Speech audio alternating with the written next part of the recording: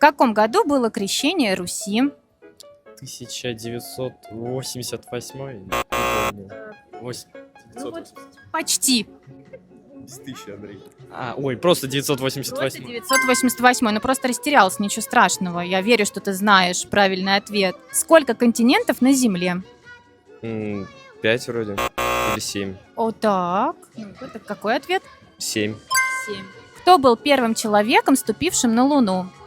Нил Армстронг. Ну, просто я тебе вот аплодирую. Наконец-то я услышала ответ без каких-либо подсказок. Вот так сразу сходу. Молодец. Какой элемент обозначается химическим символом О? Кислород. Кислород. Молодец. Какой элемент обозначается химическим символом АУ? Серебро или золото. Да. Аурум золото, а аргентум? Алюминий.